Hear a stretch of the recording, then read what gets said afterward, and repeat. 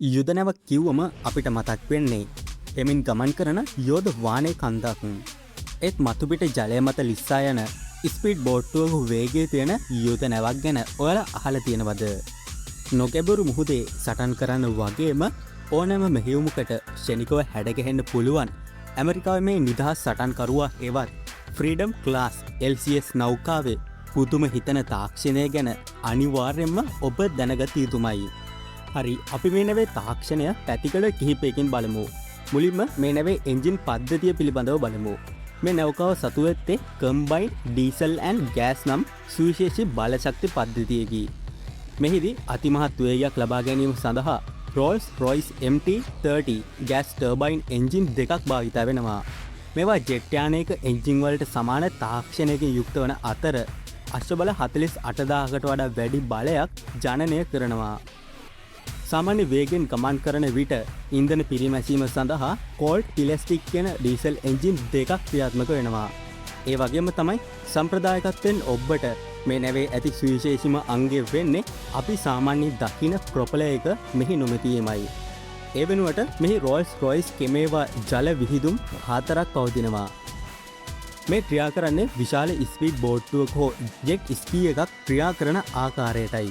මෙම ජල විහිදුම් නිසා නැවට ඉතාමත් කුඩා ඉඩකදී ක්ෂණිකව හැරවීමටත් ඉතාමත් නොගැඹුරු ජලය පවා බාධාවකින් තොරව ගමන් කිරීමටත් හැකියාව ලැබෙනවා. නැවක වේගය වගේම එහි අති නවීන රේඩාර් සහ මිසයිල පද්ධතිය ක්‍රියාත්මක කිරීමට විශාල විදුලි බලයක් අවශ්‍යයි. ඒ සඳහා අයිසෝටා ෆ්‍රැෂිනි ඩීසල් ජනක යන්ත්‍ර 4ක් භාවිතා කරමින් නිරන්තරයෙන් විදුලි සැපයීම සිදු කරනවා. මේ මුළුමනින්ම පරිගණක ගත කළ පද්ධතියක් මගින් තමයි පාලනය වෙන්නේ.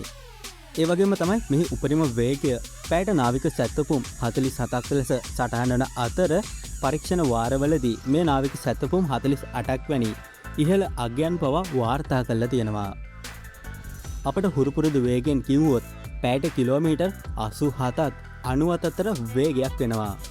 බොහෝ විනාශක නෞකා සහ ගුවන් යාන වාහක නෞකාවල උපරිම වේගය වෙන්නේ පැයට නාවික සැතපුම් 30ක් පමණයි. හරි, අපි ඊළඟට කතා කරමු මේ නැවේ විස්මිත තාක්ෂණයෙන් නිපදවලා තියෙන රේඩාර් සහ සංවේදක පද්ධතිය පිළිබඳව. මේ ජර්මානු තාක්ෂණයෙන් නිපද වූ ඉතාමත් දියුණු AESA එහෙම නැත්නම් Active Electronically Scan Array කියන රේඩාර් පද්ධතියකි. මේට එකවර ගුවනේ සහ මුහුදු මතුපිට ඇති ඉලක්ක දහස් ගණනක් නිරීක්ෂණය කළ හැකි වෙනවා. කුඩාම ඩ්‍රෝන යානයක සිට වේගෙන් එන මිසයිලයක් දක්වා ඕනෑම තර්ජනයක් ඉතාමත් නිර්වද්‍යව හඳුනා ගැනීමට මේකට පුළුවන්. විශේෂයෙන්ම වෙරළාසන්න ප්‍රදේශවල ඇති බාධා මගහැරලා සැබෑ තර්ජන හඳුනා ගැනීමටත් මේක දක්ෂ වෙනවා. ඒ වගේම තමයි රේඩාර් වලින් ලැබෙන දත්ත විශ්ලේෂණය කරන්නේ මේ කොම්බැට්ස් 21 කියන මධ්‍යම පද්ධතිය මගිනි. එහිදී සතුරු ප්‍රහාරයකදී කුමන මිසයිලයේද කුමන තුවක්කුවද භාවිතා කළ යුත්තේ යන්න තීරණය කරන්නේද මෙම පරිගණක පද්ධතියයි. මුහුදු මතුපිට විතරක් නෙවෙයි, දිය යට සැඟවී සිටින සතුරන් සෙවීමටත් මේ සුවිශේෂී උපකරණයක් පවතිනවා. මේ නැව් පිටුපසින් ගැඹුරු මුහුදට ඇදගෙන යන දිගු සංවේදක රැහැනකි. එමගින් ඉතාමත් නිහඬ සම්බැරීන් පවා නිකුත් කරන ශබ්ද තරංග හඳුනාගත හැකි වෙනවා. තවද සතුරාගේ රේඩර් පද්ධති අඩපණ කිරීමට සහ නැව දෙසට එන මිසයිල මගහැරීමටත් ANSLQ-32 වැනි පද්ධති භාවිතා වෙනවා. මේක හරියට නැව්වට ඇති නොපෙනෙන පලිහක් වගෙයි. හරි, අපි දැන් බලමු මේ නෞකාවේ සටන්කාමී හැකියාවන් පිළිබඳව. නැවේ ඉදිරිපස ඇති මේ MK110 57mm තුවක්කුව එහි ප්‍රධානම අවියයි. මේකට මිනිත්තුවකට පුණ්ඩ 220ක් වැනි මාරාන්තික වේගයකින් වෙඩි තැබීමට හැකි වෙනවා. මෙහි ඇති විශේෂත්වය වෙන්නේ සිටිය හැකි උණ්ඩ හෙවත් ප්‍රෝග්‍රෑම් ඇමියුනේෂන් භාවිතා කිරීමයි. ඉලක්කය අසලදී මේ උණ්ඩ පිපිරි සතුරා විනාශ කිරීමට අවශ්‍ය පරිදි සකස් කළ හැකි වෙනවා. ගුවනින් එන තර්ජන වෙරළ ඇති ඉලක්ක සහ මුහුදේ එන කුඩා වේගවත් යාත්‍රා විනාශ කිරීමට මේ උණ්ඩ ඉතාමත් දක්ෂ වෙනවා. ඒ වගේම තමයි නැව දෙසට එන සතුරු මිසයිල සහ ජෙට් යානා විනාශ කිරීමට RIM-116 රෝලින් එයාෆ්‍රේම් මිසයිල් පද්ධතියක්ද භාවිතා වෙනවා. මේ නැව වටා ඇති අවසාන ආරක්ෂක පෞරවැනි. සතුරා සමීපයට පැමිණ විට ක්ෂණිකව ක්‍රියාත්මක වී එම තර්ජන ගුවනේදීම විනාශ කර දමනවා. තවද නැවට එරෙහි වෙන සතුරු කුඩා යාත්‍රා කණ්ඩායම් මැඩ පැවැත්වීම සඳහා ලොන්ග්බෝ හෙල්ෆයර් මිසයිල් පද්ධතියක්ද මේ නෞකාවේ සවි කරලා තියෙනවා. එකවර මිසයිල් ගණනාවක් විවිධ ඉලක්ක වෙත ඉලක්ක කර සතුරු යාත්‍රා සමූහයක් විනාශ කිරීම හැකියාවක්ද මේකට පවතිනවා.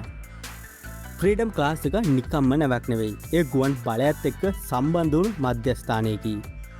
මේ පිටුපස ඇති විශාල තට්ටුවේ MH-60RS ෂීහෝක් හෙලිකොප්ටර් එකක් හෝ සීහෝක් හෙලිකොප්ටර් එකක් හෝ දෙකක් රඳවත් තබාගත හැකි වෙනවා. මේවා මගින් සම්බැරි නාශක ටෝපිටෝ එල්ල කළ හැකි වෙනවා. ඒ වගේම තමයි මිහිතින් නියමන් රහිත ඩ්‍රෝන හෙලිකොප්ටර් යානා මගින් සතුරාගේ තොරතුරු ලබා ගැනීම සහ මිසයිල් මෙහෙවීමක්ද සිදු කරනවා. දැන් ඔයාලට තේරෙනවා ඇති ඇයි මේකට ගුවන් බලයත් එක්ක සම්බන්ධ වුණ මධ්‍යස්ථානයක් කිව්වේ කියන එක. හරි, අවසාන වශයෙන් අපි කතා කරමු මේ නැවේ ව්‍යුහය සහ මේ නැවේ බඳ පිළිබඳව. මේ නෞකාවේ බද නිර්මාණය කරලා තියෙන්නේ සාමාන්‍ය නැව්වලට වඩා වෙනස් ක්‍රමයකටයි. වේගය වැඩි කරන විට මෙම බඳෙහි හැඩය නිසා නැව ජලය මතු පිටින් තරමක් ඉහළට එසවෙනවා. මෙහිදී ජලය සමග ඇතිවන ඝර්ෂණය අවම වන නිසා විශාල ශක්තියක් නාස්ති නොකර ඉතා ඉහළ වේගයකට ළඟාවීමට නැවට හැකියාවක් ලැබෙනවා. නැවේ පහළ බඳ ශක්තිමත් වාහනය වලින් නිමුවා ඇති අතර නැවේ බර අඩු කර ගැනීමට සහ ස්ථාවරත්වය සඳහා එහි ඉහළ ව්‍යුහය සැහැල්ලු ඇලුමිනියම් වලින් නිර්මාණය කරලා තියෙනවා. ඒ වගේම තමයි ෆ්‍රීඩම් ක්ලාස් නෞකාව සතුරන්ගෙන් සැඟවී සිටීමට විශේෂ උපක්‍රම කිහිපයක්ද භාවිතා කරනවා. පළවෙනි එක තමයි ඇංගියුලර් ඩිසයින්. නැවේ මතුපිට ව්‍යුහය දෙස බැලූ විට පෙනෙන්නේ ඒ විවිධ කෝණවලට ඇල වූ සමතල මතුපිටවල් වලින් සමන්විත බවයි. මෙමගින් සතුරු රේඩාර් තරංග නැවත ඔවුන් වෙත පරාවර්තනය වීමට ඉඩ නොදී වෙනත් පැතිවලට විහිදුවා හරිනවා. දෙවැනි එක තමයි අඩු රේඩාර් සලකුණු නැත්නම් low RCS. මෙම සැලසුම නිසා අතිවිශාල යුද නැවක් වුවද සතුරු රේඩාර් තිරයක දිස්වෙන්නේ කුඩා දීවර බෝට්ටුවක් තරම් කුඩාවටයි. මේ සතුරා ව්‍යාකූල කිරීමට මහත් පිටු වහලක් වෙනවා. තවද වෙරළාසන්න මෙහෙයුම් සඳහා මේ නැව නිපදවා ඇති බැවින් මේට ඉතා නොගැඹුරු ජලයේ ඒ කියන්නේ අඩි 13ක් තරම් අඩු ගැඹුරක පවා ගමන් කළ හැකි වෙනවා. මීට ප්‍රධාන හේතුව වෙන්නේ නැවට යටින් නෙරා ප්‍රොපලර් එකක් හෝ රෝටර් පද්ධතියක් මෙහි නොමැතිවීමයි. මේ නැවේ පැවැත්මට සහ සැඟවී ප්‍රහාර එල්ල කිරීමට ඇති හැකියාවද වැඩි කරනවා. නැවේ බද ඇතුළත වර්ග අඩි 20000කට වඩා වැඩි හිස් අවකාශයක් පවතිනවා. ඒ වගේම තමයි නැවේ පිටුපසින් හෝ දෙපැත්තෙන් කුඩා යාත්‍රා සහ රොබෝ යන්ත්‍ර ඉක්මනින් දියත් කිරීමට හෝ නැවත නැව තුලට ගැනීමට විශේෂිත දොරටු පද්ධතියක්ද නිර්මාණය කරලා තියෙනවා. ඉතින් වේගයයි තාක්ෂණය එකතු වුණ මේ ෆ්‍රීඩම් ක්ලාස් යුද නෞකාව ගැන ඔයාලා මොකද්ද හිතන්නේ? නූතන නාවික සටන්වලදී මේ තරම් වේගයක් තිබීම ඇත්තටම වාසියක් වෙයිද? ඒ ගැන ඔයාලගේ අදහස පහලින් කමෙන්ට් කරන්න මතක් කරන ගම අපි අදට සමුගන්නවා. ඔයාලට සුබ දවසක්.